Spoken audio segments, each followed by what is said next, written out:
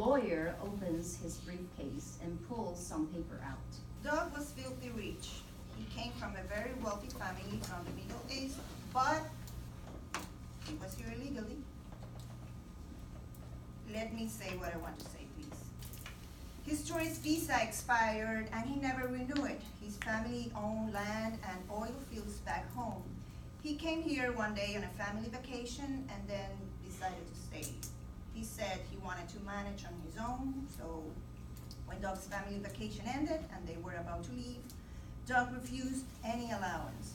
They did not argue. In their culture, a child decides what is best for them to instill their sense of independence. So Doug was okay, but not for long. He started to wander in the streets until one day he was found and taken to a shelter. That's where you rescued him. But he has stayed there for months, if not a full year. He lost half of his body weight, he was scared and depressed. In the culture, a dog has a good life if he stays quiet, unnoticed. But he knew dogs were venerated here and not thrown in cages. And that's when he started to develop these ideas of freedom. He kept a diary in secret. He opens the briefcase again and takes out a diary. Look, this is it. You will have plenty of time to read it. It's quite fascinating. Also, he left a CD. Opens his briefcase again and pulls out a CD player. Wants to press play, but stops. Do you want to hear him talk? He recorded all these diaries, entries. He was really aware of the power of documenting life as is. Shall I press play?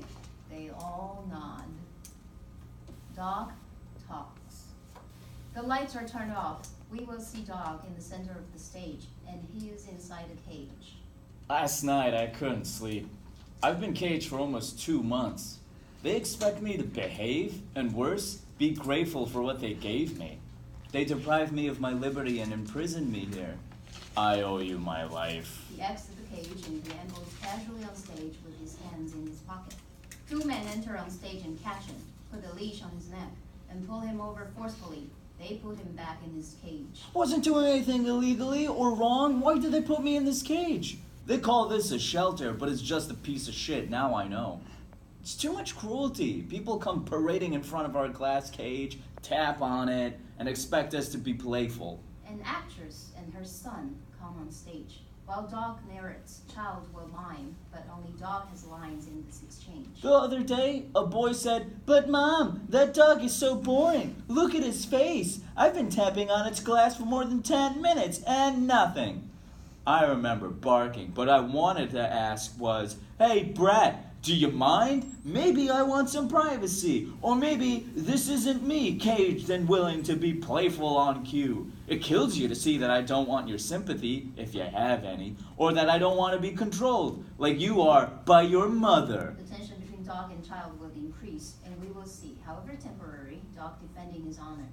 Brat, I still have my decency, and despite being in this humiliating position, I own my body and my mind. Dog is now outside the cage and confronts Child, but like before, he cannot say a word, no matter how much he would like that. Want to trade places? I'll tap on your glass to see how it feels, and you will get that if a glass divides, however transparent, it's still a barrier that needs to be knocked down. Dog pushes Child, and then Dog gets back in his cage. Oh, I barked so much. The boy said, "Let's go, he's stupid." I didn't bark anymore. I turned my body on them, coiling it as if it was a serpent. Scene 2. Doug and Laika meet in afterlife.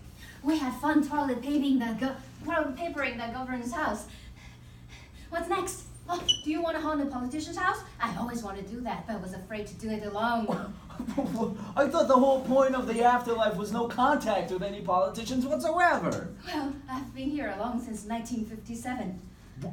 You're not serious, are you? Yes, I am. To be honest, I think you're not real. Or if you are, that you are a spy from KGB. Still, I don't care. I'm thrilled to have company. What did I miss? What year are we in? Well, wait a minute. You've been here all by yourself all these years? Yes, I have. What did I miss? I'm dying of curiosity. Unbelievable. You were the first dog to ever orbit the Earth, and you've had this legacy of misery alone all these years. How did you survive? Russian denial. There's always that and vodka, but that is a cliche. Okay, now that you know how my Russian comrades treat me for my sacrifices, can we move on? No. I died in 1957. That I know because that's what I found when I came here. A tag with my name, birthplace, and the year of my death. How was it in space? It was... Have you ever climbed on top of a mountain to look at a view and then below to get dizzy, yet intoxicated? No. Before I went on my ride, they trained me for months. You know how it feels to train your body and mind for something that would be interrupted in midsection by sudden death? Yeah, it's insane and intense. So, tell me, what year are we in? 2018. No way! A new century altogether! And it's still not great.